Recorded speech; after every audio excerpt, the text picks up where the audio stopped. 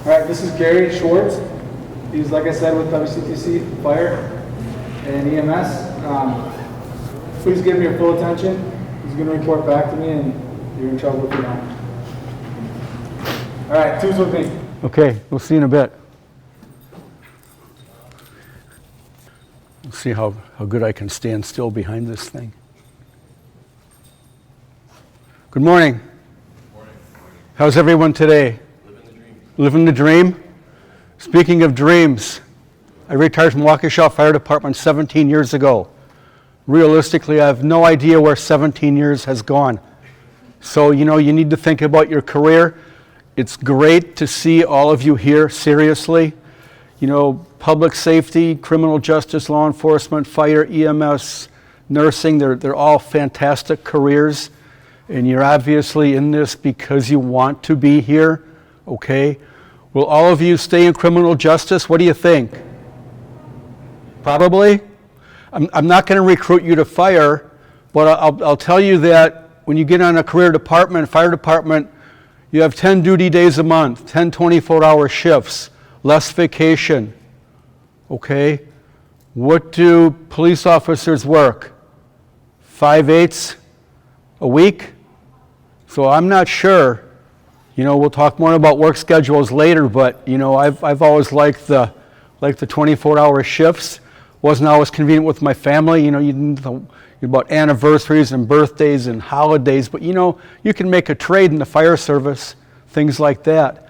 So as Chris said, my name is Gary Schwartz, and with the program here, honestly, I'm not in the classroom anymore. I was in the classroom up until about 3 years ago. I started here in 1978. I took a few years off when our kids were in high school and middle school doing some sports. I came back just before I retired, so I've been back here 18 years. So, why am I still here? Why do you think? It's fun. It's exciting. I enjoy what I'm doing. When I'm doing it, honestly, I can't sit still. I'm going to try religiously to stay right in back of this, but when I was in the classroom, I'd walk around and do a little more engagement with my students. But, this COVID thing has its restrictions, and I totally understand. So as I said, my career was with Waukesha Fire Department. Briefly, I was there 29 years. I was a firefighter, EMT. I was never a paramedic. That was my choice, okay? Nothing against the paramedic program. It's excellent. Okay, I was a lieutenant on either a truck or an engine. I was in Waukesha's Special Services team when it got its start. Special Services is ice rescue, high and low angle rescue, confined space, building shoring, building collapse, things like that. My last, 6 years, I was a battalion chief, so my responsibility as a battalion chief was I was in charge of the fire and EMS operations on my duty shift for that 24 hours. Very exciting career. How many really bad days did I have at work, do you think? How many really bad ones? Less than this many, okay? One thing that I always liked about the fire service, and what you're going to like about law enforcement, criminal justice, or whatever you get into, is every duty day is the same. You come in, you have your routine. But then what happens? We don't know, do we? You go to different calls, we call our calls alarms, you go to different calls. Every day is different. Some days are boring, some days are very exciting, some days are challenging, some days not so challenging, okay? Any questions? I love questions. Okay. We'll get back to this if we can. So we need to think about working together. Years ago, honestly, fire and police didn't work together very much. Things have changed. Different types of calls, different challenges. Okay? Years ago, when I started at Waukesha in 1975, on April Fool's Day, that was another challenge. That was kind of exciting. Okay? So we used to go to medical calls. We used to go to domestics. We used to go to drug abuse challenges. And, I walked in on a few calls when I shouldn't have walked in. I walked in one day to a possible, murder-suicide, and I walked past a gentleman with a shotgun on his lap. Well, we got smarter in the fire service. Now we wait for the police department to take care of the situation till it's safer for us, and then they invite us in. What a great idea, right? So for a few years, we weren't doing things correctly, but over the years, we have a much better working relationship. We work together. Sometimes we'll go to a call with the police department, and they're in charge of what we do. Sometimes they come to our alarm, and we're the incident commander, okay? So we need to think about that whole process, okay? So, challenges. Has anyone skydived? How was that? Awesome. I've never done it. You know, I've thought about it, but I think I'm a little old. You know, I'm old and fragile, you know? Older and fragile. So I'm not sure if I get into that, but I know that's not skydiving, but what an awesome thing to do, right? So think about some of those other challenges that we want to do in our lifetime. My wife and I and our kids, we've hiked the Grand Canyon twice. Fantastic. Stay down at Phantom Ranch was a challenge. Not staying at Phantom Ranch, but getting down there and coming back out, okay? So teamwork, we have to work as a team, correct? We don't work in the fire service one person. You respond alone in squad cars, but you meet at the incident and work together, correct? So I always need to think about teamwork relative to safety. Okay, relative to safety. Does that make sense? Okay. Keep calm. Use common sense. My gosh, what a great idea. We need to use a lot of common sense. We have policies and procedures, and we have all kinds of book smarts and experiences, but we need to think about slowing down so we can better do our jobs more efficiently and safer, okay? We wear about $12,000 worth of protective clothing with our air pack. I never thought that things would cost that much in the fire service. What do law enforcement people wear? What do you wear? Duty belt? Okay, okay. So when you have all of your equipment on, what does that equipment weigh? About 35-ish? Okay. I have a slide, April will talk about it upstairs, but ours is about 65. So there's a big difference between what we wear and what you wear, but still it's for our safety, correct? And for our customers, the people that we protect, that we help. Okay? Great firefighters. Now you have to look at this a little bit here. The integrity. We need to think about what we do, okay? Integrity, physical fitness, all right? We need to think about that because of the job we do, because of the stress, because of a lot of things, correct? Communication. Why is that important? Why is communication important?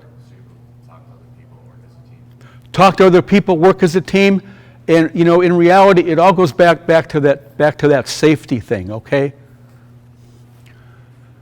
Flexibility and adaptability. Things change. Our dispatchers tell us about the incident. Can things change while we're en route to the call? Definitely. Can things change once we get there? Sometimes it's a less challenging thing, and sometimes it gets crazy, right? Okay. Adaptability because of the changes. Okay. Dedication. You know, I don't care what we do as a crew, but we have to be dedicated.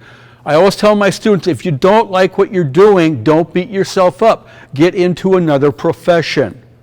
I've only been doing this a couple of years. 50-ish. Okay? So I still enjoy what I'm doing. Do I miss going on calls? Not anymore. I really don't. When I first retired, I'm like, oh, I want to drive the command car. I want to go and I want to set all this stuff up. But, you know, you kind of get over that, you know. So now it's like, well, I come here, get my job done, and I go home. And I'm still very happy, right?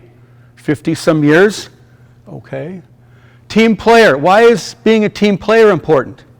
Why is that? Work as a team, okay? All right.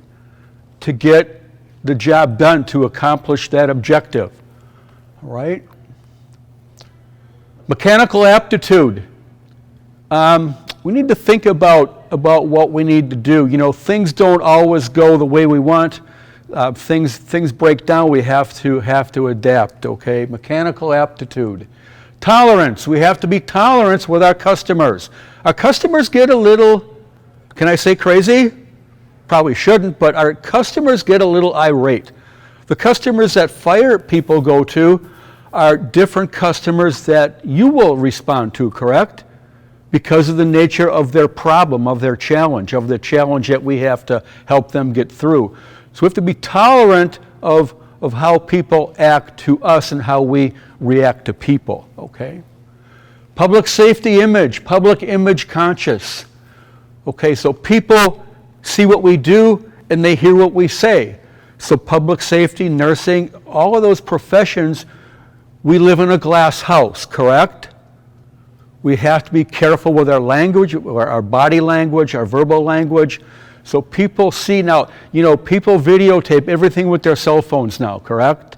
There's a lot of incidences in the media these days. So think about those, okay? Self-sacrifice.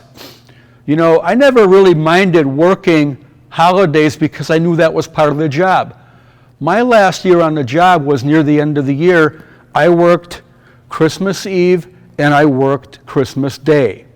But I said to my family, I said, hey, come on Christmas Day, and you know, I said, hey, bring a lunch. So they came up to my office, we had a nice lunch. So it wasn't bad.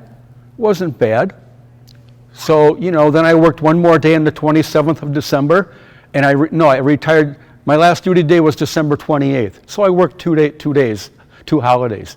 It was you know, a little self-sacrifice, but it wasn't bad. My choice, okay? Fire department careers. We need to think about public fire. We need to think about airport firefighter, industrial. I'm going to move over here so I can read this. So my old neck isn't. Is that okay? Yeah. Okay. So we think about airport. We think about industrial. A lot of our industry, public industry, they have fire brigades. So we can get into that. Okay. Inspection, arson. Okay. Protection system, fire protection systems. This building is sprinklered. Water has to come from somewhere. Okay. Hospitals, private ambulance companies, air medical transport. We can get into the insurance industry. A gentleman that I knew, that I still know, he left the city of Brookfield Fire Department years ago, and he became an arson investigator. So he went from one career to another, but it was still his passion in the fire service. Okay. Everybody likes money, right? I'll tell you, you're not going to be rich being in the fire service or the police service, but you can work part-time and you can have that fantastic career, okay? Some fire departments, Waukesha, I know a lot of career departments, you become a paramedic, it's like 5%, little 5% kicker. Drivers, a 3% kicker. Some drivers are paramedics. Some officers on engines or trucks are paramedics. So those little kickers at 3 or 5%, they don't sound like a lot of money, but it adds up after 20, 30 years in your pension system. So think about those promotions, okay? Think about those promotions. In the Wisconsin retirement system, you can work overtime. It's not padding the pension. There's no penalties. Did I work a few more overtime days my last 3 years? Yes, because I wanted my pension kicker, right? Did I work every opportunity of overtime? No, I wanted to be with my family. I needed some time off, okay? All right. Waukesha starts at about, I think, 53-ish now, but full paid to about 75 in 5 years. Most fire and police organizations, you go from starting to full paid in 5 years. That's not bad. 50-ish to 75-ish with plus benefits, not bad. Plus, who's got 10, 24-hour duty days? Here's my recruitment pitch. Fire service, right? Law enforcement's good. Okay. Okay, so a typical schedule, and so at Waukesha, we work the California plan. You work 324s in a 5-day cycle. So if this week I were to work Monday, Wednesday, Friday, I'd have 4 days off. And then I'd work Wednesday, Friday, Sunday, Tuesday, Sunday, Tuesday, Thursday, Saturday. It would all rotate. Milwaukee and West Allis, Chicago, they do 24 on, 48 off. And about every 5th cycle, they get an additional day off. So, you know, still very, very good work schedules, okay? Our typical day, we have to look at our vehicles. We have to clean the bathrooms. That's part of being a firefighter, okay? No one does that for us, okay? We think about physical fitness. Our recruit classes, they do a physical fitness piece at the beginning of every practical session that they do here, okay? Christy Farmer from the fitness center has made some videos. She has worked with us, okay? Fire inspections. When I was a lieutenant on the engine or the truck, we did multifamily inspections required by the state. So that's another thing that we do, okay? Pub ed. Pub ed is very important, of course. Get to the schools, get to the churches, fire safety, okay? Often our kids go to those programs and they bring home stuff to mom and dad. It's perfect, okay? 911 calls. So, you know, fire and EMS, natural gas, building collapse, different calls that we go to. Again, we don't know, like you, we don't know what our duty day is going to encompass, okay? About 85%, 87% of what we do in the fire service now is EMS. But we're very busy. City of Waukesha, 5 stations, 105 people. They run about, they're pushing 8,000 calls a year. They keep relatively busy, which is good. You know, it's kind of boring to sit in the fire station, but if you look at your inspections and training and things like that, you really don't have time to sit around, okay? Report writing. When I started at Waukesha, a fire report and an EMS report was 1 page, 1 single page of paper. I remember those. Now, what do you have for report writing? What will you have? Probably paperless on a tablet, correct? So there's always paperwork, even if it is not on paper. Gets a little tedious. When I was a battalion chief, I made sure that my lieutenants working for me, working together, I should say, I said, hey, you know, you really need to write a good report. Why did I say that? Where did I get some of the information from my report? From the lieutenant. I've been to 3 or 4 depositions in court. You have to be prepared to go to those. You will go to a deposition. You'll be going to court sooner or later. Paperwork, documentation, very thorough is very, very important. Part of the job, okay? So we eat at the fire station as a family. We don't always finish the meal because of alarms, but you know, it's part of that camaraderie, part of that thing we do. Honestly, some firefighters cannot even boil water to make eggs, and you find that out. So some firefighters, you know, you're going to do the dishes all the time because you can't cook, okay? Sleep and downtime. Seriously, the number of nights that I slept all night were pretty minimal, I always like working downtown at Station 1 because you went to every call, every fire call. Just added to that challenge of the job, keep busier. Keeping busy is good, okay? Uniforms, much like law enforcement, nursing, whatever, you know, you have to wear a uniform, you have to be identified. About 4 years ago here, we instituted a policy in our Firefighter 1 and Firefighter 2 classes that you have to wear a uniform. Why did we do that? Where did we get the idea? We get the idea here basically from what we saw our students wear, didn't look good, and from law enforcement. Seriously, we had to make that change to look more professional. So thank you. Okay. So t-shirt, slacks, shoes,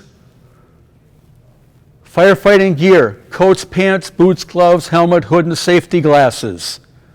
You're looking at about $4,000. Air pack, about $8,000.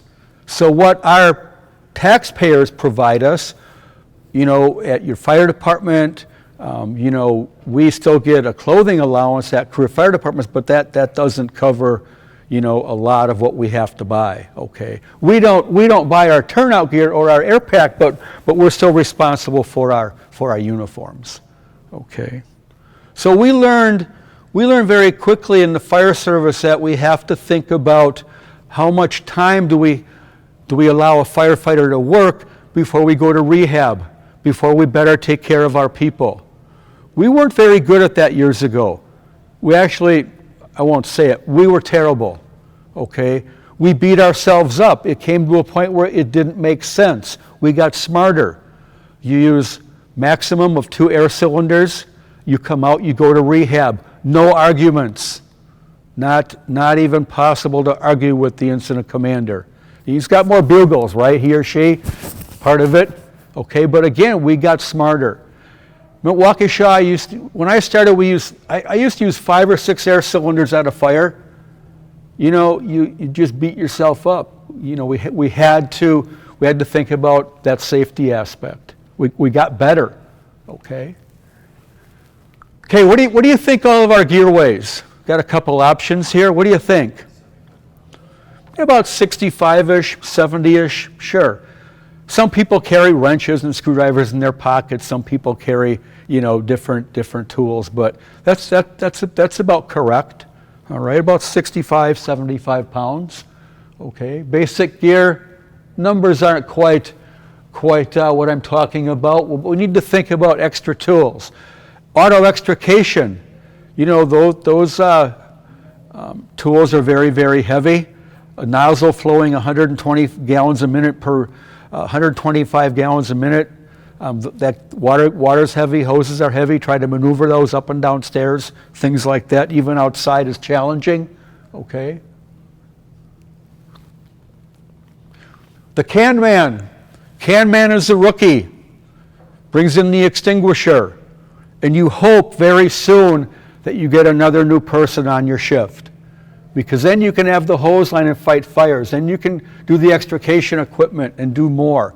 But you have to start out, right? You start out in the basement, work up to the attic. I don't know how it is in law enforcement, but rookies they're challenged. We're all challenged, even with 29 years in the job. I still had challenges. Okay. Technology. When I started at Waukesha, we didn't have but one portable radio on each vehicle. Now, through proper budgeting and federal grants, a lot of fire departments are able to provide a portable radio to every firefighter. Now there has to be policies, right? Not every firefighter can just get on his radio and talk.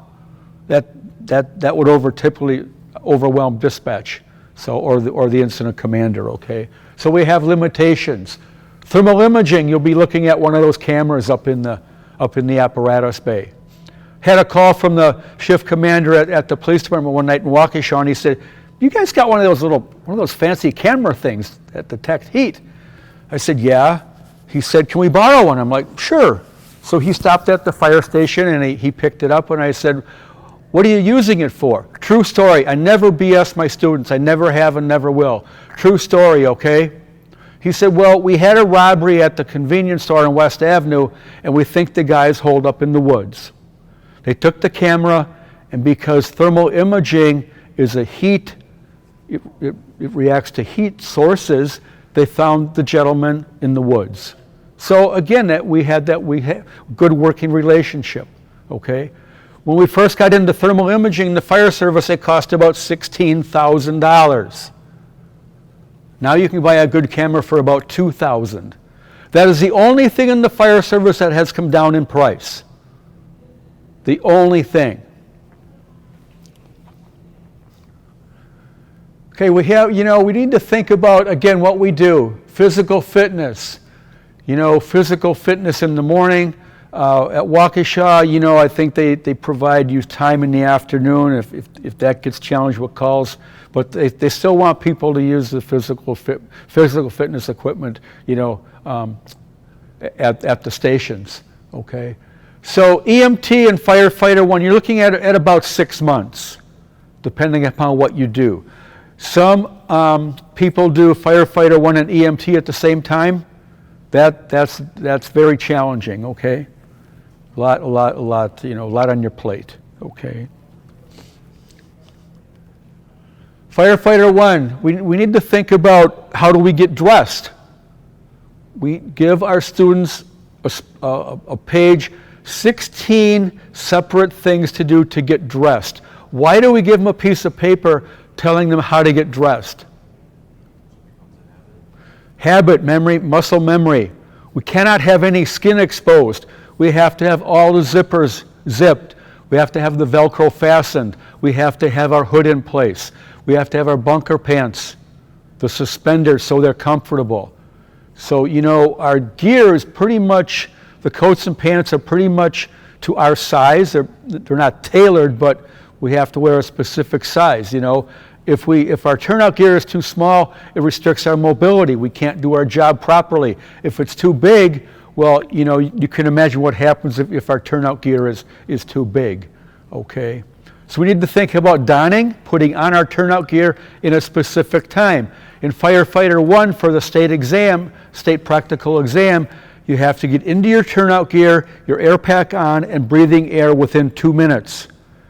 When some of our people start that process, they're maybe at 3 or 4 minutes, but they do this every morning when they come to class. Not for lectures, of course. They do this for every practical. We've had students do this in less than a minute, and it's proper. So they develop that muscle memory, and they coach each other. They work in teams to assist each other getting dressed. Not to put stuff on for them or zip it and Velcro it, but just to watch that process, okay? Fire behavior, fire goes wherever it wants to, path of least resistance. Okay, we need to think about the combustion process and the chemicals and what's happening within that building. A fire can travel very quickly from one part of the building to another, and that's called flashover. Happens in about 3 seconds. Okay, we need to think about ventilation, leaving the hot gases and the smoke out and bringing in cooler air for the people still in the building so they can breathe, and for us so we can see in that lesser visibility, get the smoke out, okay? We wear an air pack at every incident to which we respond. EMS, not so much, okay? Car fires, yes. Natural gas leaks, yes. Because we don't know the oxygen content in that building or in that atmosphere in which we're working, even outside.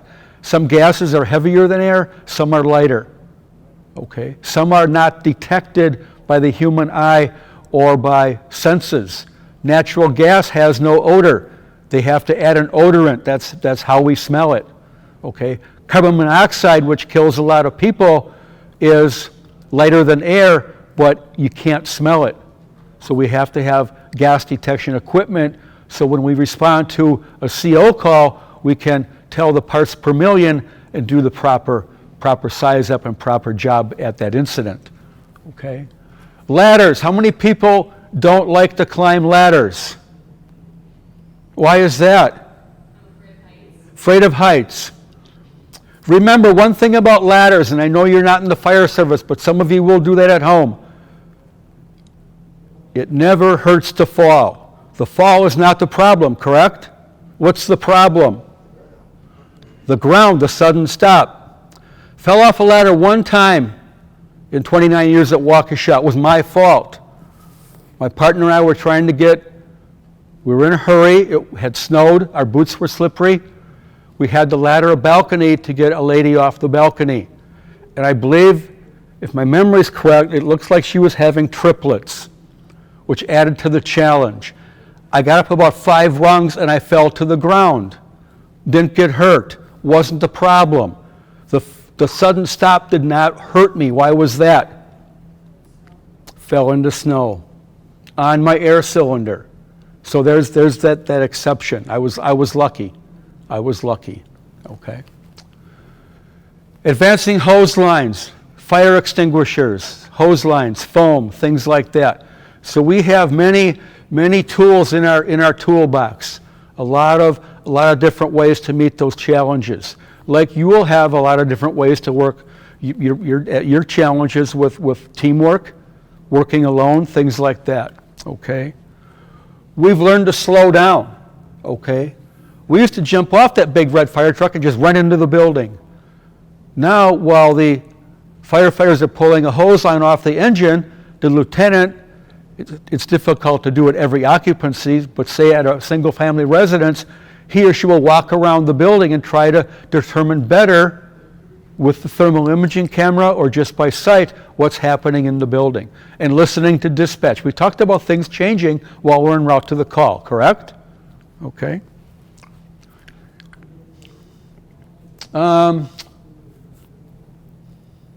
We do a dual enrollment program here at the college now. Fire, law enforcement, EMS. We've done, I think this is our 4th fall semester where we get students from the high schools. They're 16, 17, 18 years old, and they get the Firefighter 1 class. We've got 20 people in that program right now in that class. So they'll go from firefighter, I believe they get Firefighter 2, they get some law enforcement, and they get their EMT license. You know, they do this in high school. What a great opportunity. I never had that. They didn't have that program. Okay? When I took EMT in I shouldn't even tell you, 1974, it was 80 hours. Now it's pushing 300. So it's changed just a little bit. Just like I've only done this a couple years, right? Yeah, couple. Okay. But you know, I don't know everything about the fire service. I've not had every experience. You will never have every experience in criminal justice or law enforcement in your career. I can pretty much guarantee it. Am I right, Chris? Dispatchers, you haven't had every experience, correct? So you need to think about those challenges, and again, that's why I still do this. It's still fun. Okay, seriously. So we get every student is a kid, right? We have people in our class that are 30 and 40 and 50 years old, but you're all kids, you know that. Okay. I was a kid. I've gone to many classes, okay? So the top picture on the left, that's getting dressed, certain sequence, correct? Less than 2 minutes on air for that cert exam, okay? Top right,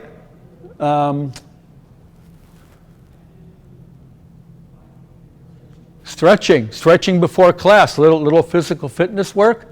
So what are they doing in the bottom left? What are they doing? They had water from a sprinkler prop going onto a chute. The chute goes to a drain, and we can route water from a fire or from an incident out a window or out a door or into a drain in industry, things like that. So we need to think about salvage. What do you have in your house that's very, very important to you that we need to think about when we get there? The artwork on the wall, the curio cabinet with the crystal glasses in, furs in the closet, things like that. So we have to communicate with our customer and say, what do we need to think about? Because we don't know. And salvage can't happen at the onset of the incident because we're fighting the fire, laddering the building, getting a water supply, water source, search and rescue. So unfortunately, salvage is a little bit, I don't want to say on the back burner, but we'll eventually get there, okay? After the incident, we'll say to the homeowner, or the homeowner will say, I've got some valuables in a closet, got some fur coats, and we will have law enforcement, one person from law enforcement typically, and one firefighter escort the owner into the house, and we'll take an inventory of what we allow them to take. Why do we require the inventory? Insurance, and to make sure that they don't say, hey, fire guy, you took the brown fur coat out of my closet. Hey, police guy, you took something out of my closet. So we make that inventory. So we have to be conscious of, again, of what we do. Okay? So more paperwork. But it's a necessity. Okay? Vehicle fires. The vehicle, the type of fuel. How many airbags in your car? Multiple. When airbags first were installed in vehicles, we were told by the manufacturer, all you have to do to disengage, to deactivate the airbag is remove the negative battery cable. How many batteries are in some cars?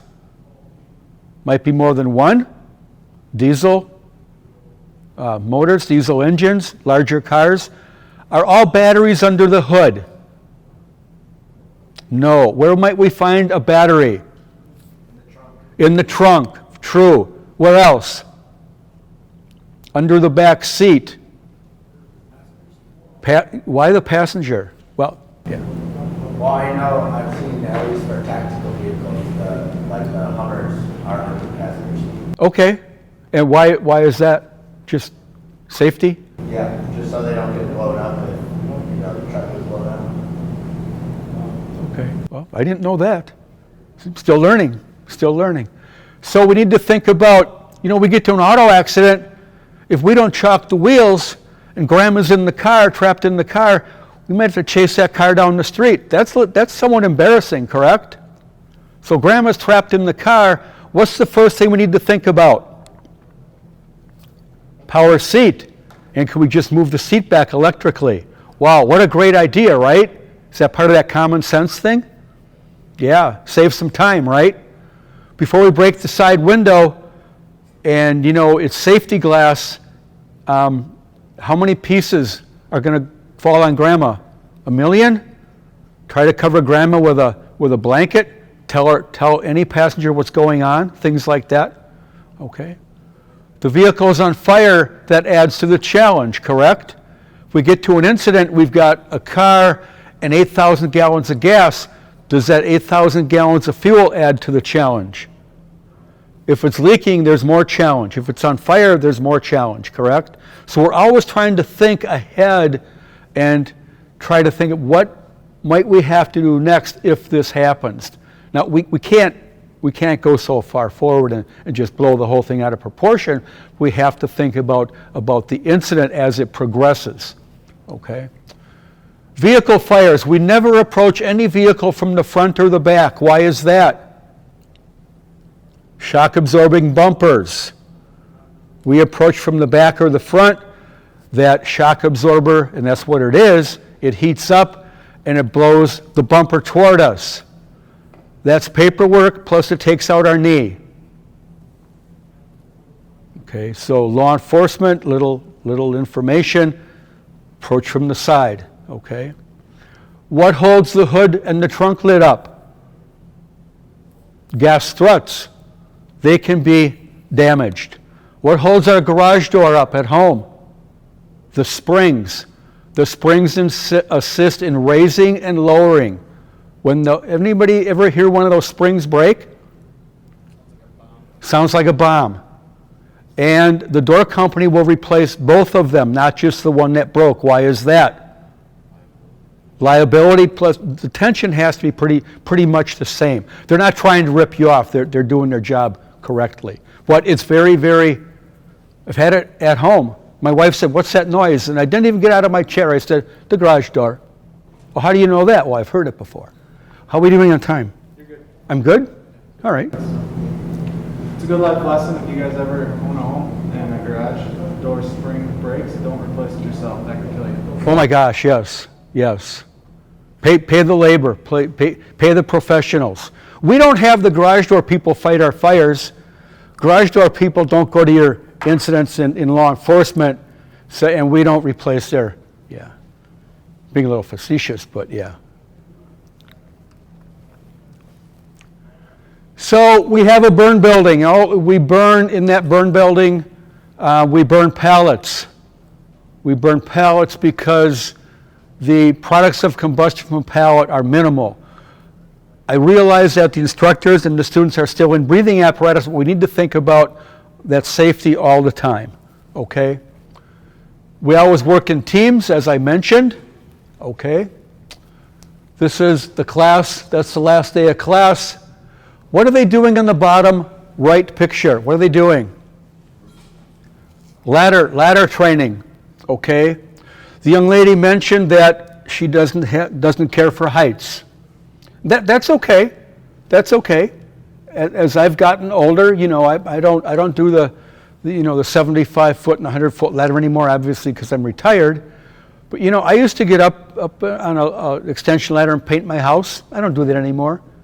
You know, I put gutter guards on the gutters. You know, as you age, you get smarter, correct? Even as we're younger, we get smarter. We try to do things simpler, correct? Think about the stress. If we can do things simpler, there's a little bit less stress, okay? So they're raising the ladder, and they'll raise it 5 rungs above the gutter line. That's for safety, so they can transition from the extension ladder, and it's not up there, to the roof ladder. The roof ladders we have, there's hooks on the end to hold the ladder on the peak or the gable part of that roof, okay? The negative part of that is in the winter, sometimes snow accumulates and those hooks don't want to hold the ladder. So again, we may not be able to get up on the roof. We've gotten smarter because of building construction. Some departments will say, if you see certain amount of fire in a building, depending upon where it is, building construction, slate roofs, metal roofs are very slippery even after it rains or dew in the morning.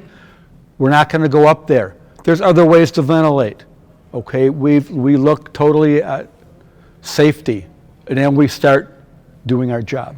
Okay, we go by an acronym called LIP: Life Safety, Incident Stabilization, and Property Conservation. Life safety. In the fire service, who do we think of as number one?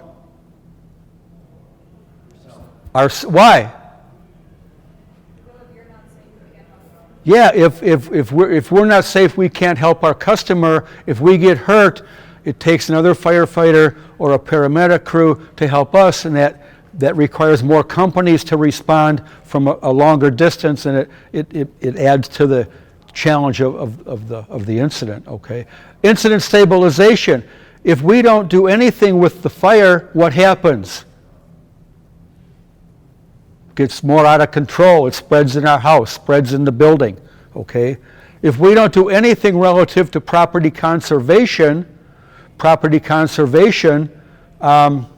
looking at the big picture again, what's in the house, what can we salvage, what can we move? It hinders our job. So I would assume you have something similar to LIP in your law enforcement or criminal justice part of what you do, but I don't know that you call it that. So LIP: Life Safety, Incident Stabilization, Property Conservation. Okay. Gary, Yes. you mentioned building materials and stuff. Talk about how it's changed and how it's made firefighters' jobs more difficult. Building materials added to our challenge. They could add to your challenge tactically and what you do. Building construction. Using less mass to build a building. Instead of a 2x12 floor joist, they're 2x2s with a piece of particle board in between. Pressed particle board is when they take little pieces of wood and glue them together and make a larger piece of wood, but you don't have the mass. Plus, in the engineered floor joists, they put every 2 or 3 feet, 3 to 4 feet, I really don't know, they put areas where the tradespeople will take a hammer and knock out an area about this big around to run plumbing and electrical and TV wire and things like that through. So that compromises the structural integrity of that I-beam, as we call them, the wooden I-beam, and now you get a fire in your basement and there's not a lot of mass. It will burn because of the size. It will burn faster because of the particle board that's held together with glue. Dimensional lumber, 2x8, 2x10, 2x4, you think of that mass and you think about the flame impingement. Will it burn through? It will, but it will take a lot more time. So, It's kind of like, think about when you put a full-size log on a fire. yes. And it takes forever to burn, right? It kind of smolders a little Yes. bit. You put a quarter of a log on a fire and think of how fast that burns. Or kindling to start the fire. Kindling and newspaper and a match. And when you build a campfire, build it to look like a teepee, because the updraft of the air currents will start your fire a lot better for your campfire, a lot quicker. Okay. Yes. Yeah, we've done a few campfires over the years. Okay. And years ago we used to acquire buildings to burn from our municipalities, and we used to use those for training. Older buildings, you have to deal with asbestos, vinyl flooring, the old vinyl tile. As the DNR got involved, and I'm not being critical of the DNR, but you have to think about smoke and emissions from the fire. We had to strip the roof of shingles. We had to strip the roof of tar paper. That was labor intensive, or the homeowner had to pay for that process before we could burn the building. So, honestly, that was a lot of fun to burn in a building, because when you burn in a metal building or a concrete training building, you don't get the same effect relative to heat transfer, fire travel, things like that. So it was always better to have a building, but it's just not very possible anymore. Okay. Here's our physical fitness piece, okay? Okay, we'll go back to that if we have time. I think we're getting close. 11 o'clock-ish, okay. We're good. EMT, so I mentioned that I was never a paramedic at Waukesha. That was my choice. I was more interested in being the company officer, being the driver, and as I said, my last 6 years as a battalion chief. But EMT was mandatory when I started at Waukesha. EMT is mandatory at most fire departments, whether it's volunteer, paid on call, career, okay. A lot of our fire departments now have us together. West Allis, North Shore, and Wauwatosa work together for their testing processes. They require at application time the paramedic license. Why do they do that? Saves them money. They don't have to put that person into paramedic training and possibly cause some overtime during their shift. Okay.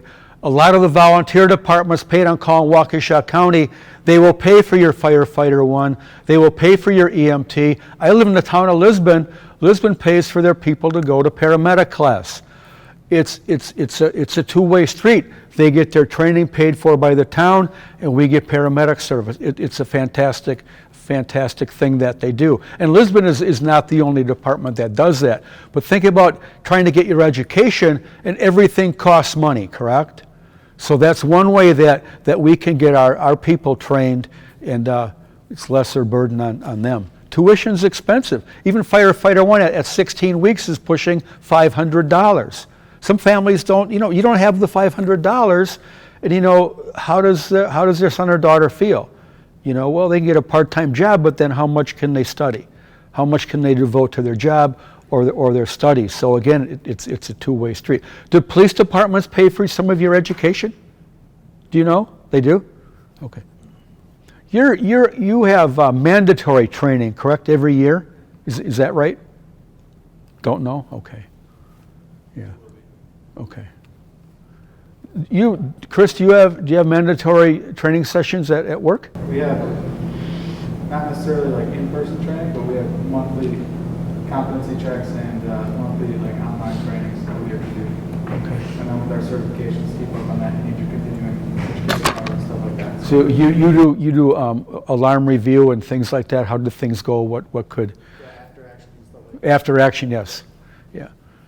You know, for years, you know, being at Waukesha City, we worked with surrounding communities, and I remember many mornings or afternoons before the tow trucks had the cars taken from the accidents. I'd stand in the street with the chief from the town of Waukesha, and we'd talk about what we did, what our people did. We'd involve our people. So, you know, we did that, you know, after action review, that little get together to say, hey, how did it go? Things like that. It's very important. So we used to do, still do. You know, you go to a call, you go to a code, you go to a car fire, anything of significance.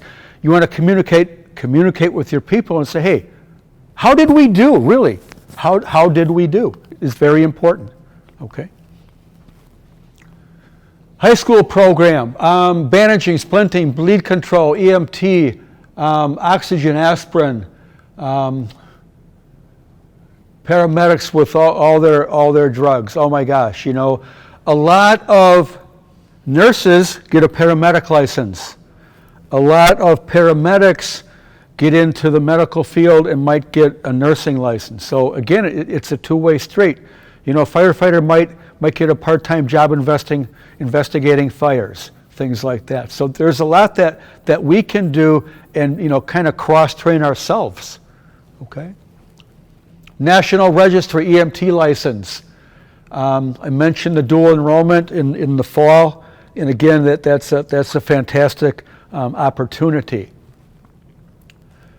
EMT, a lot of hands-on, not that fire doesn't have it, but different hands-on. You know, patient contacts, things like that. I know the EMS tech, I worked with Joey for years at Waukesha. He's over in EMT, and part of their paramedic training, he goes up to Kewaskum and he brings back pig lungs, and they have to dissect them and learn whatever they learn. I have no idea, but again, that's one of those things that we do, that extra mile. Okay, shots. You know, as we get into our medical history, as we get into what we have to do, how many of you got a flu shot? Good. Chief, you get a flu shot? Not yet this year, but I will be getting it. Okay. The worst part of the flu shot is that your arm might hurt for a few hours. Big deal, right? So, are we getting close? Let's see what we have here. Yeah. So again, what do we do? There's the pig lungs right there. You thought I was kidding, right? No. So different scenarios for both professions. Fire, EMS, EMT, paramedic. Firefighter 2, they get more advanced into sprinkler systems, fire suppression, fire extinguishing agents, building construction. So firefighter 2, I believe, is 12 weeks. But it's that continuation of firefighter 1 and more information. Okay. So again, you know, we get to that last day of class, everybody's smiling and everybody's happy, and now we get that certificate, and what do we do with that knowledge? Meet the challenges, correct? Meet those challenges. And like I said, we don't know those challenges every morning. We don't know those challenges at 3 o'clock being a police officer when you go on shift. We don't know those challenges at midnight when you get off shift and things like that. But it adds to the total excitement of the career. Okay. So.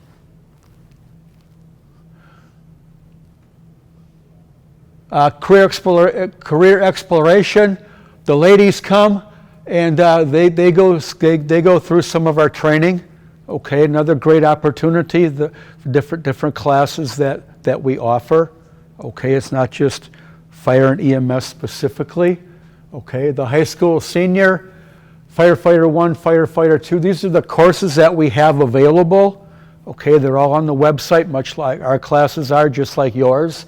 Okay, so what do you want to do? Do you want to be a police officer for your entire career? Do you want to get the sergeant promotion, the lieutenant, the captain, the assistant chief, the chief? It's all up to you. It's all what you make it. You know, if you want more challenges, go for the promotion. Make some more money. more money at the end of your career for the pension. You know, it's honestly, it's pretty nice. Pretty nice. So, associate degree, fire protection engineer, fire medic. I think we have 4 different associate degree programs, right, Mike? Okay.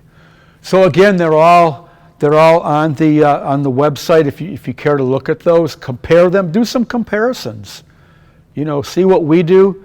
You know, I get into some stuff online once in a while. I'll look at some law enforcement stuff.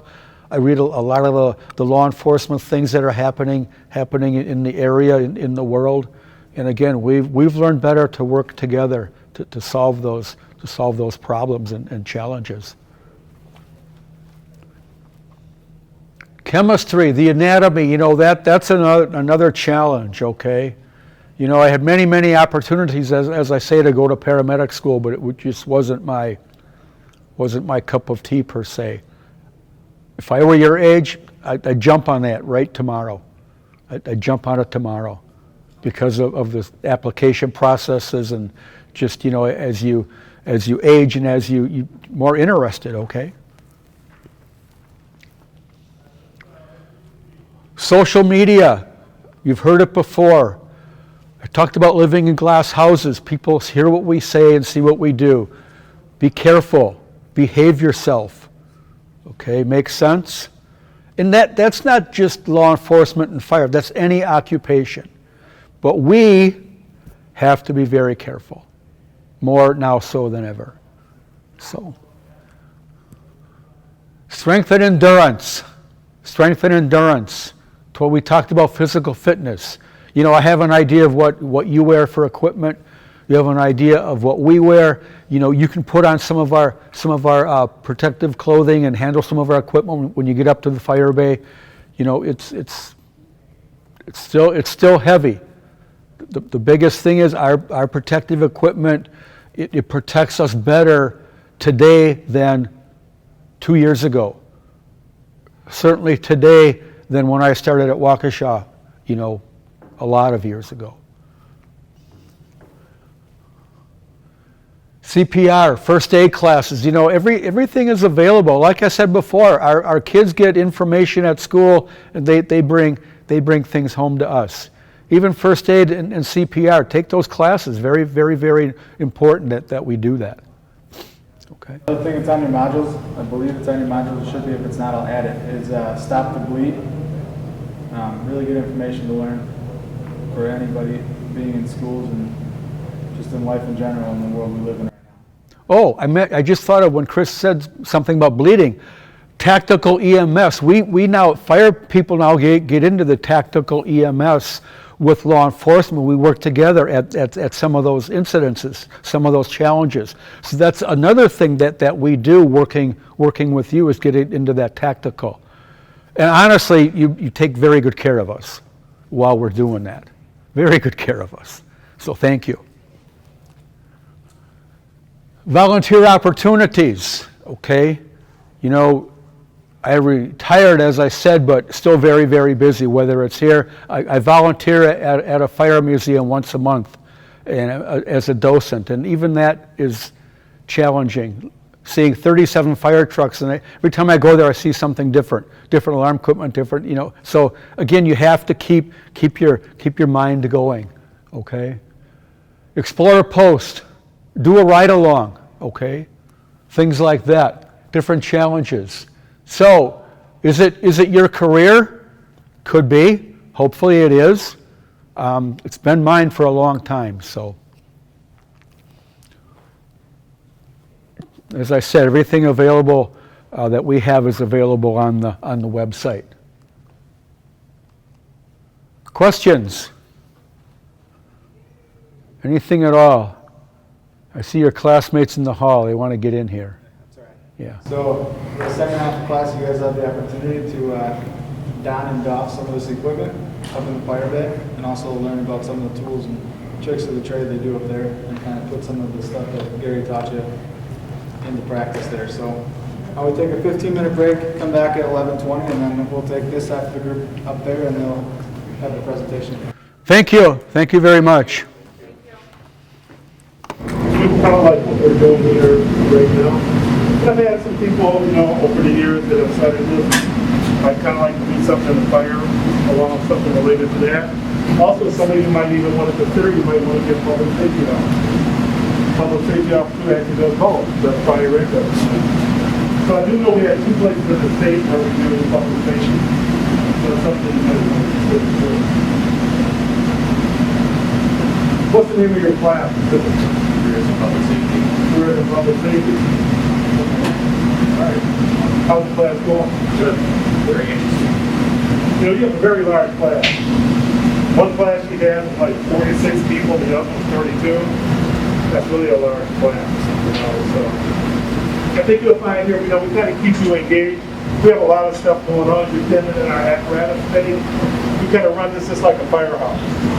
So we got some students here. You see them kind of walking around. These are our new enrollment students. Kind of somebody saw that plaque and gearing head up at the end.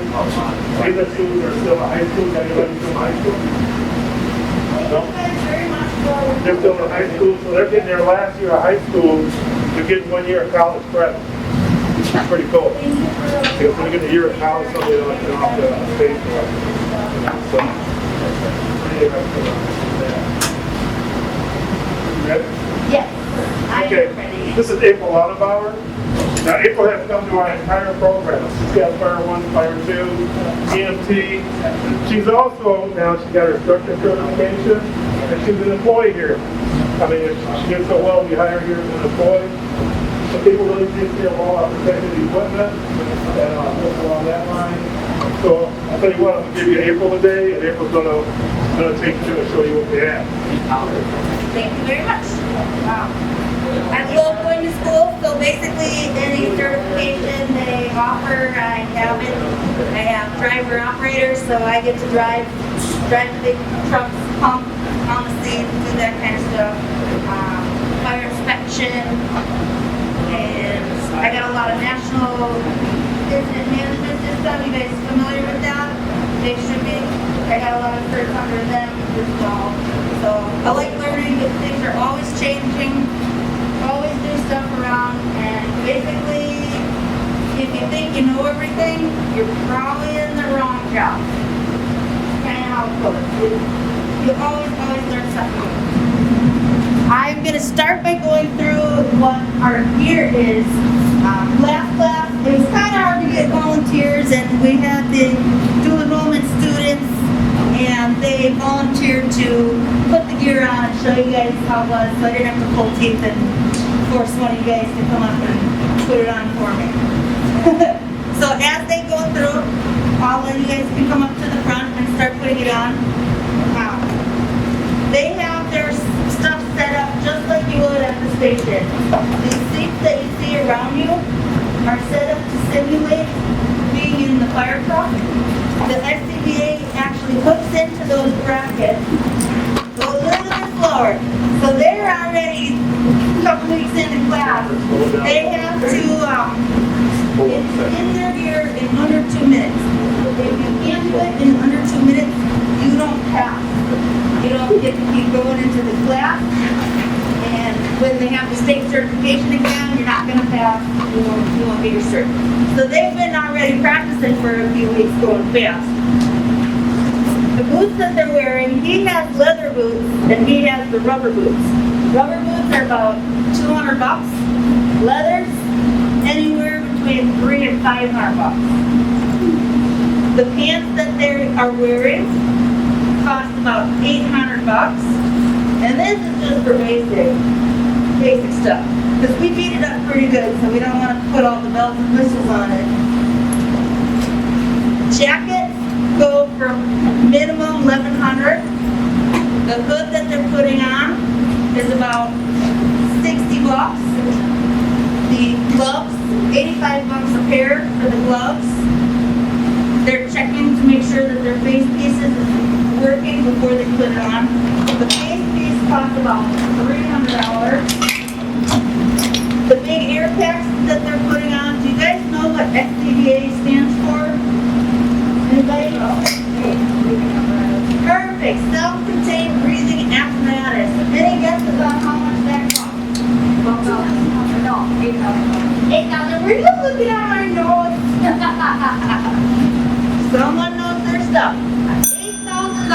for this bottle.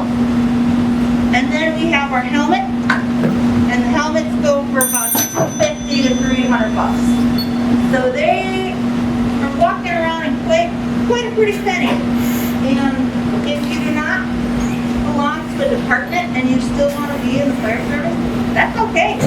We love everybody, and we will borrow you all of this gear. My job is to fit you and make sure everything fits properly. We will borrow you and take care of you and make sure it's in good working order so that you can do all the same stuff everybody else does and pass the class and be successful. So it's a pretty cool opportunity that they have here. So these guys are now fully dressed, decked out in their gear, and it gets pretty toasty, pretty fast. Do you guys have any guesses on? Oh wait, you guys, that's how you know. I forgot you're down by Gary, and he was going to tell you. Do you remember how much this ensemble weighs? 70 pounds. Yeah, about 65, 70 pounds. And bells and whistles. If you guys can see, he's got this green light flashing. This is his monitor. It's kind of like his lifeline.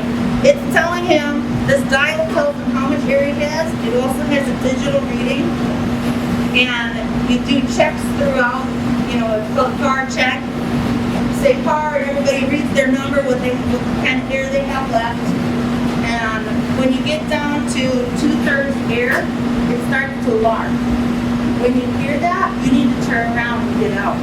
That's your warning, like, hey, you've been in here too long. We're giving you just enough time to get back out. So turn around and go. And it's usually at the most inconvenient time too. So, but you have to listen, and you have to turn around when it says turn around. It also has what's called pass device. Did he go into that with you guys? So if you stand, let's say he falls through the roof and he's unconscious under a pile of debris. How are you going to find him? This has a motion sensor device in it. After 30 seconds of no movement, it's going to start to alarm. Or if you find that you're in trouble, you can activate it right at home.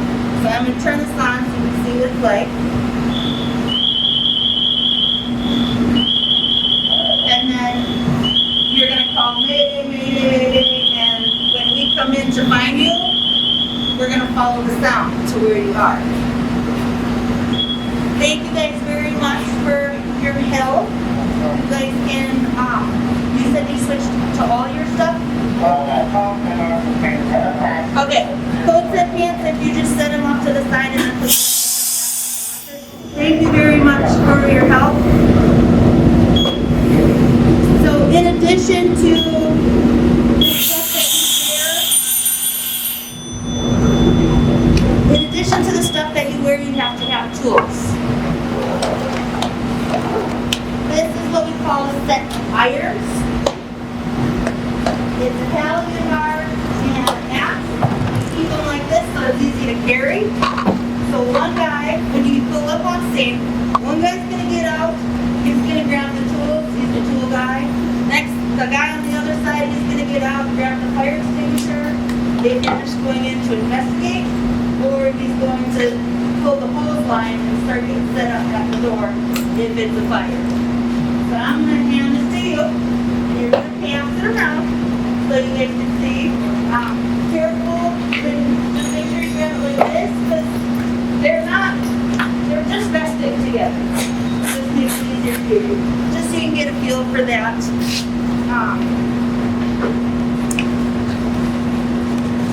When we go in, we do a lot of overhaul. And we do search and rescue. So we're going to be looking for our friend here. Another tool we use, this is called a pipe pole. Do you guys know what this is used for? Any guesses? Water. Nope. Anybody else have a guess? No guesses? You guys are quiet, come on! Okay, this nice point here, Put all this stuff away. after the fire's out, you have to go through and make sure there's no hot spots. You're gonna use these here, I'm gonna turn them on so the battery powers up, to look for different spots, and you're gonna use this to pull down the ceilings and walls. The point goes through the ceiling, and when you pull it back down, the hook brings a lot of stuff with it. And so you gotta go through, you pull down all the ceiling, you pull down all the walls, things like that, because fire likes to hide, and it will hide in the spaces in between the walls, in your stud spaces. It's gonna hide in the attic. If you have a drop ceiling, it's gonna hide in the drop ceiling, and the only way to find it, it can sit there and smolder for a very long time. When you pull down that ceiling, it's gonna give it the oxygen it needs, and all of a sudden, poof, you got more fire. Another tool that we use, you guys know what these are. Thermal imaging cameras. I'm gonna give this one to you, and I'm gonna let you kind of look around at it. And I'm gonna show you guys one of my favorite things about this tool. What do kids do when they're scared? Run and hide, you know, under the bed, hide in the closet. How do you know? It's dark, it's scary, it's filled with smoke, you can't see anything, but you got this. And you can look around and you can see people, but if they're not out in the open, this is what I like about it. So if you look at the floor now, nothing there, right?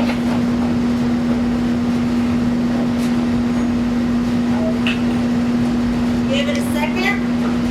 Now look. Can you guys see my handprint down there? Oh, I lost it. We're gonna back up. It's kind of hard to see, but it stays for quite some time, and that's one way that you can try to find kids that are missing, or maybe they're unconscious and they can't answer you. So you can look for their heat signature, or see if they've left handprints or footprints, doorknobs on the floor, pets. You can follow their little paw prints to try and find them and see where they might be hiding. And then we have our dummy here. Since we're trying to rescue people, I'm gonna bring them out. Now I'm gonna make you guys do something, because you guys are very, very quiet, and I already let you out of trying on all the gear. Last class had to do it. So I want you guys to come and try and pick him up, just to see. Just come over, grab his little chest strap. Come on. Don't be shy. We're just supposed to You pick guys it up. are gonna, yeah, just pick it up, just to see how that is. I do not know why they put the wood on his leg, I don't know what that's all about. All you feel is gas, it's 75 pounds. So, yes, this is 75 pounds, this is the little guy. This is the little guy. When you're out there playing, we got the 185 pounds guy. And he is gonna be hiding somewhere in that building, and he's heavy, it's hot, it's dark, you can't see anything, and he might be under something, he might be in something, you never know. You gotta find him, you gotta get him out. And it's way bigger than this guy. So I just brought the little guy out to show you, just to see. What kind of job do you think you can get with a fire science degree or fire-related stuff? Do you guys have any guesses? Think you're a kid on any of that? Arson investigator. That's the one that I think you guys might be most interested in, so we'll put that one at the end. Any other thoughts? Okay, well, you can move up the rank in just as firefighting, you know, captains, lieutenants, chiefs, deputy chiefs, things like that. But you can also do fire inspections. I personally like doing fire inspections because I am nosy and I like to go into these places and I get to look at everything. I get to go behind the scenes and see all the stuff that nobody else gets to see. Restaurants, I get to go see what their kitchen looks like. Am I going to eat here again? I don't know. Let's see how clean it is. You know, things like that. I also get to see a lot of cool things. I think my favorite one was doing the fire inspection at Halquest stone. I've always wondered what they do down in the quarries. Because you can't see anything from the road driving by, you just see a big hole. So I got to go down, look at all the stuff in there, climb up the big rock crusher, the whole thing's shaking as you're trying to walk out there. A little scary, but pretty cool. Inspector, you can teach EMS, fire, things like that. And then another thing that I like a lot is public relations, where you go in, and it's not just about kids. You go into all different age groups of schools, daycares, things like that. Teach them, you know, the basics, stop, drop, and roll. Don't play with matches, that kind of stuff. But there's other things involved in that too. Let's say you go on a call to a lady's house 3 times in the last month for a fall. She keeps falling, and you're like, why? Why? Just stop and think about it. Why does she keep falling? Well, you know what? Maybe she's got the wrong footings on her walker. That takes 2 seconds to look at. Maybe her walker's slipping out on her when she's trying to get up.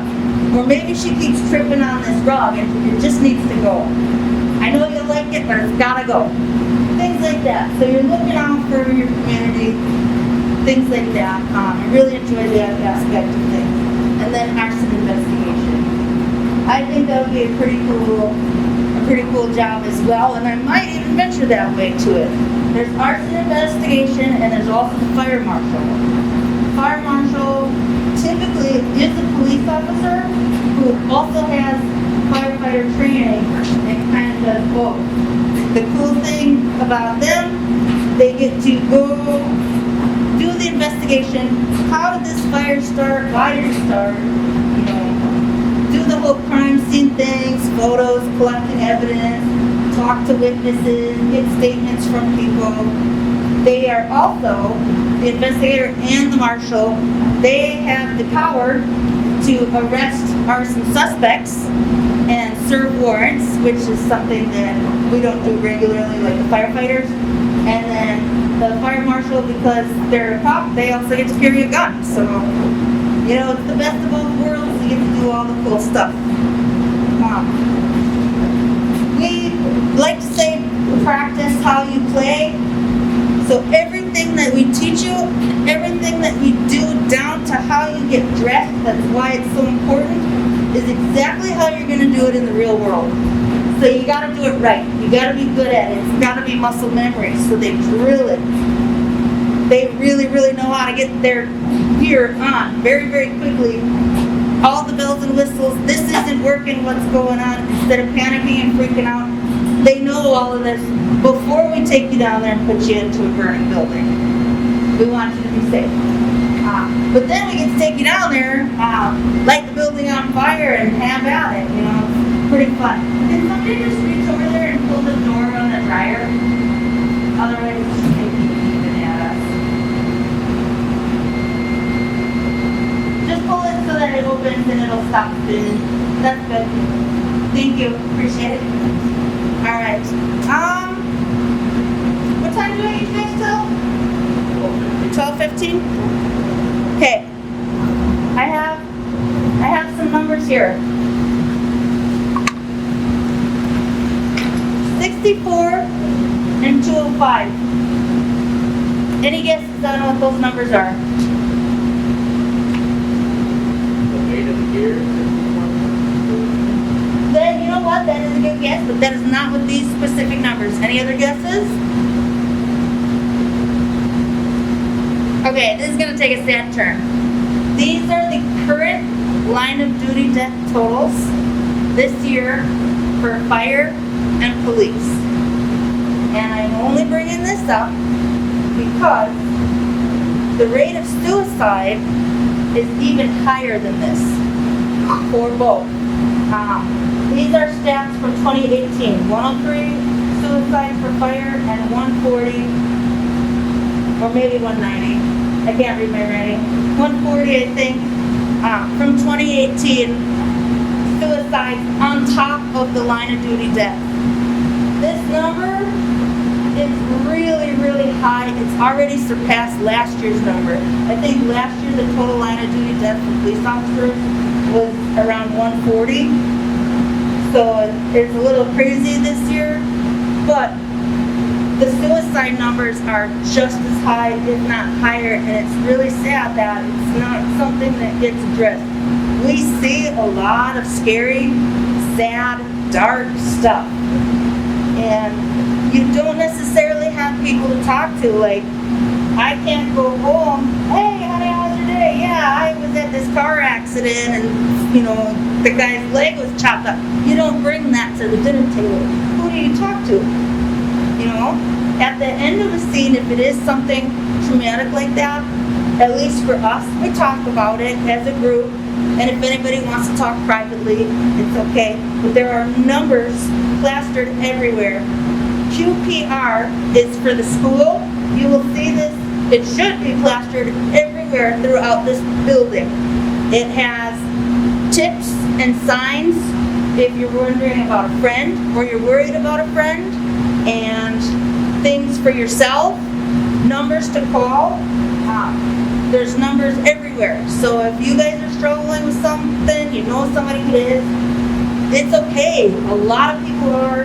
Please deal with it. Mental illness is really not being properly addressed, and I just wanted to bring that up because it's going to affect both of us just as much, police and fire, and we work together. And so yeah, keep that in mind.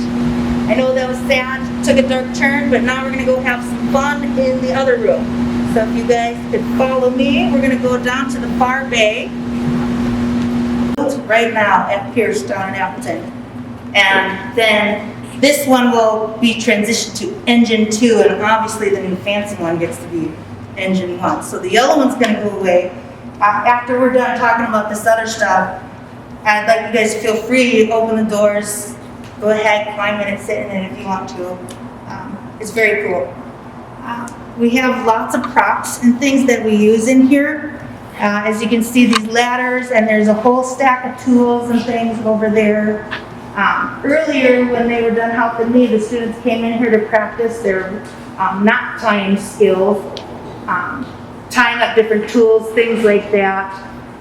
Because you got to learn how to do it properly, because you don't want to be hoisting up a tool on the top of the roof and somebody didn't tie it right, and now it's flying at your face down at the bottom. So they practice all that stuff in here. Where is it? Behind you guys. This one. We have the gas line and the gas meter set up right here. We have it set up with air and everything so that it's just like real life. Lines, everything that you would have so that you can learn how to properly shut it off.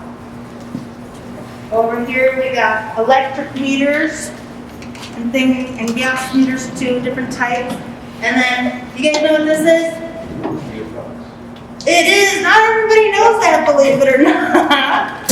So we have a fuse box so that we can show you what it's supposed to be like, things like that. And these are really, really important because do you think water and electricity go together? Yeah. So you gotta make sure you know how to shut these things down so that you don't get yourself in trouble. Down here, these are 2 different door props, and that one over there, they teach you different tips and techniques and tools to use to get in, to try not to break everybody's stuff, to get in as nicely as you can. Same with this one over here. We have a tape tool. I'm sure you guys have one too, maybe. You just kind of like, it goes over, pop, and it pops this out. You know, they show you all the cool techniques, things like that. We try not to do damage if we don't have to. Number 1 thing they teach you, try before you pry. Try that handle, see if it's unlocked. Might be unlocked, and then you don't have to damage the door and the door frame, and then when you leave, they can still lock their door and close things up properly instead of being stuck with the door wide open forever. Then we got these tools here. You You guys know what these tools are? Come on, come closer, speak out. It's almost time to go. We're almost through it. We got different saws, chainsaws, things like that we use to cut into roofs. We can use them to cut garage doors open, things like that. Lots of fun stuff to play with. And then this. Now that you guys are closer, do you guys recognize this? Do you know what this is? Jaws of life. Thank you very much. So, most people still have this setup. And in order to use this setup, you need to have your compressor, you need to have all the hoses, and then you need to have your tools. Now I want you guys to come and pick these tools up. Come and just lift the compressor, lift the tool. Not these two yet, I'm going to show you these two in a second. So you need to take all of this over with you. You get to the car accident and all of this has to come over there with you, right? It's heavy. That's a lot to carry. Now, we got super awesome battery powered ones. These run on just your average, Milwaukee. Just a battery, right? And they are way lighter. And when it turns on, I want you guys to come check these ones out too, so that you can see the difference, how much weight we've just gotten rid of by throwing a battery on it. And since I turned them on, you can try them out on too. Close, open, turn. So you lift it up and turn. So I open both of these. And you can maneuver.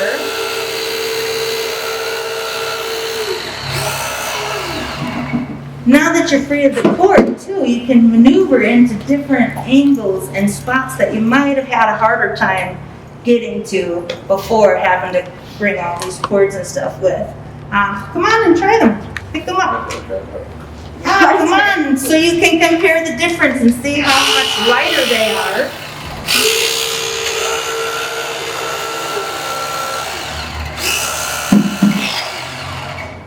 So the last group asked, what do you guys do when you're not going on calls? No, you sleep at night, maintain equipment, and you go out and you do stuff like fire inspections, things like that. But then you do training.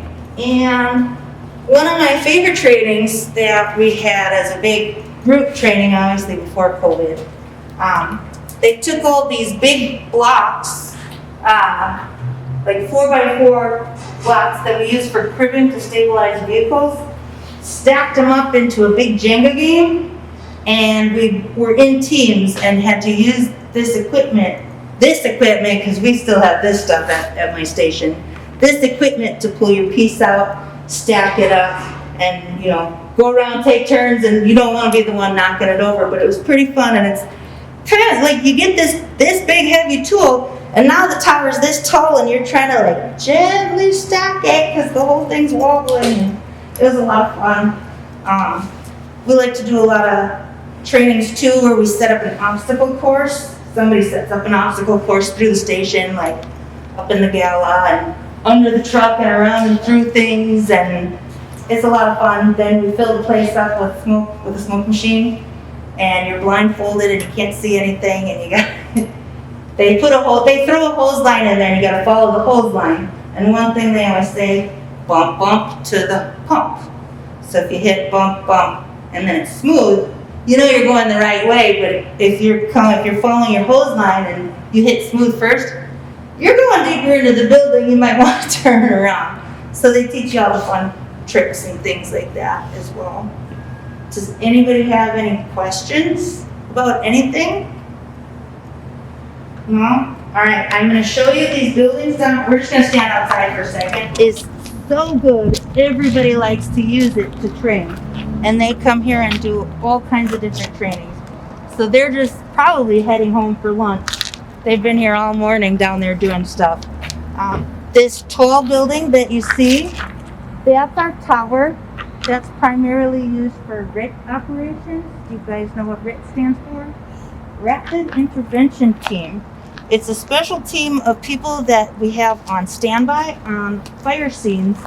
They are ready to go with extra air packs and tools and things, and it's their job if somebody goes down, if a firefighter goes down, it's their job to go in and find them.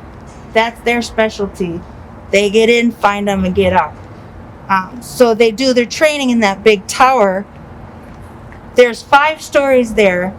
They like to fill it up with smoke, and they take the dummies, all different dummies, and hide them in different spots throughout the building, and you got to go in. And you don't always get to go in the front door because that's not real life, right?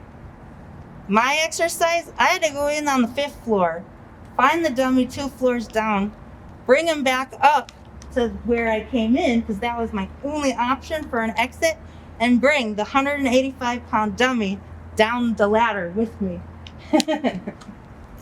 So they do a lot of really cool stuff down there. The smaller one that you see off to the right, that is the burn building.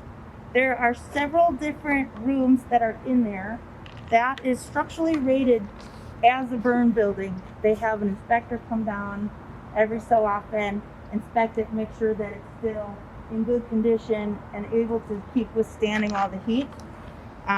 We burn pallets because it's a lot cleaner. Back in the day, they used to, drive into work. Hey, there's a couch on the side of the street. I'm gonna get that for the pile. Or, oh, there's a dresser with the drawer missing. We're gonna throw that in the pile too. And they would burn all this stuff, and you'd have this black, nasty, thick smoke from all the plastic and garbage that's made, all the glues and things like that they use to build all the furniture and equipment these days. So that's why we use pallets. It burns clean. We know where they're coming from, and that stuff. The tall part on the left, that is the roof simulator. You take a big ladder that's 3 stories up in the air. You have a team, well, it's a team of 3. 1 holds the ladder at the bottom, 2 carry another ladder up to the top. When you get to the top, you have to hook the ladder on the eave from the ladder you're on. You have to kind of hook, and it's got hooks. Make sure it's stuck on there really good, and then you have to get off your ladder onto the roof, onto the one you just put on there, climb to the top and back down, and then get back on your ladder and come down. It's very, very scary for some people. It's hard to make that transition, so they do have one down on the ground so you can practice the transition from ladder to ladder, back and forth before you're 3 stories up, because it can be scary. They also have a confidence course down there. It's basically a box about that, and you're in full gear, you're on your air, and you go in. Once you climb in, it's dark. You can't see anything. It's all blacked out. It's just a little box. And there are obstacles set up in there. You have to go over stuff, under stuff, and there are parts where it gets really wide and you think you're not going to make it through, and a lot of people panic. That's the point of the confidence course. They want you to panic so that you can see that you're going to be okay and you're going to make it, and we'll show you how to make it. We want you to panic there so you can see what it's like and learn how to get out of it and learn how to deal with it and calm yourself down before you're in an actual situation so that you can handle it a lot better. Oh, I didn't see you sneak up behind. We also have a car prop down there hooked up to a propane tank so we can simulate car fires. We bring in vehicles for extrication that we get to cut apart with all these cool tools. Lots of good stuff that we do down there. Any questions on that stuff? No? One point I'd like to tell you about the fires. When I had mentioned the black nasty smoke and the materials, building materials these days are garbage. It's garbage. So if you take a house that was built back in the day, back when wood was true to size, do you guys know what I mean by that? Yeah? Like one person said, yeah. All right, true to size, when things were good and things were built with quality. Average time for a house to collapse back in the day, about 20 minutes. Nowadays, with all the stuff that we use, it's all cheap. What do you think the time is now? That would be nice. That would be really nice. Average time to collapse in construction these days, 5 to 7 minutes. If you're lucky. If you're lucky. So just something to keep in mind. Alright, so I'd like you guys to go in. We got 2 trucks. Take a look around, look in the windows, open the doors. You guys still got 12 minutes. So please look around. If you didn't get a chance to pick up any of the tools, please pick them up.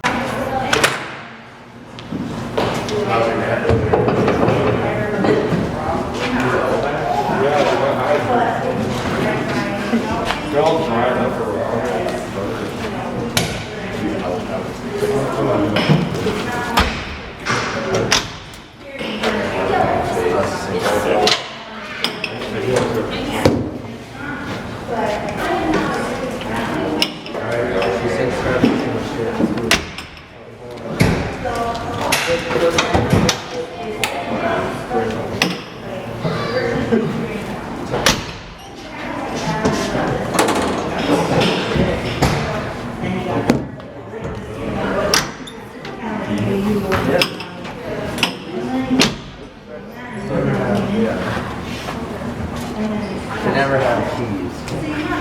It's like a special push button to start sequence that you know.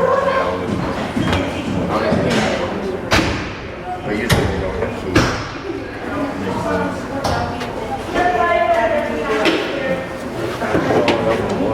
That's the funny part. When I was in the Humpty school, we'd always tell you guys to go find the Humpty keys because there's no keys.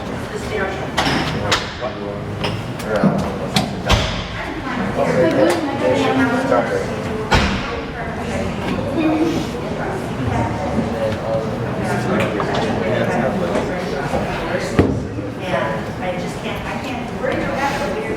Oh, no, like I used to do a Firefighter, but then we also had a Firefighter.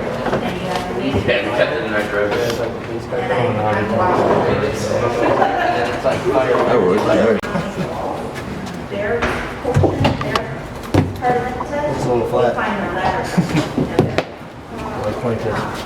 It's like 6,000 pounds.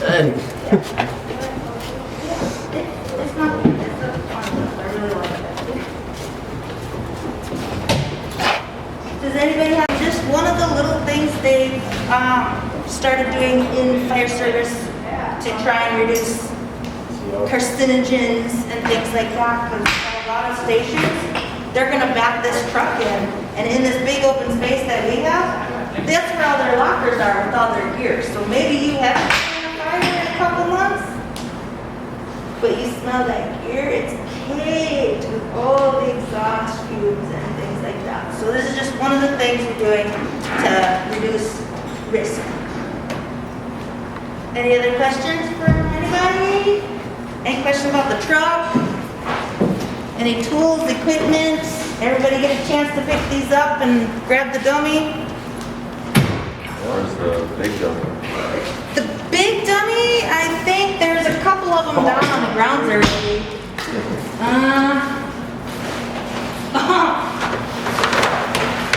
Such a gentleman, hey? Oh, you picked him up too easy. That's probably a little guy too. I guess you just have to pick 2 dudes up. But you kind of usually go like this, you do your little legs first, step on the feet, grab them on, throw them up. You can do If they're that. unconscious. I've seen some pretty cool videos where the guy just kind of winds up with this. It looks like he's getting ready to do a cartwheel, right? And the guy's laying here and he like comes down and like does a spin and now he's up and he's got the guy over his shoulders and everything. It's nuts. It's very cool. There's some fun videos you can watch if you Google them. Are you throwing them back in there? Nice. Thank you. appreciate that. We got a lot of cool stuff for different things. All these bags up there, they used to teach like a dive rescue class. Where or how, I don't know. All of this stuff is used for hazmat class. One of the fun things, this sprinkler that comes down here, they hook it up and kind of say, here, shut it off. And it's spraying everywhere and you're getting wet, and learn how to use the tools. You like that? Yeah. The nice The reaching. really cool big one is actually down on the training grounds. I just don't know if I'm gonna break it. Here. I don't know what kind of door this is supposed to be for. Yeah, that's what you do. Oh. That is what you do. But instead of using your hand, It's do the back of the the back of the axe, yeah. We have a really big steel door down on the training grounds. It used to be up here, but we needed more space, so it's down there now, and you get to beat it up and use the axe, the Halligan, you can set the pressure, so if we want to be nice, we can make it easy, but we want you to struggle a little, so you can try different techniques, because there's lots of different, there's lots of different ways that you can use your tools to get in, and we try and show you all the different possibilities, so.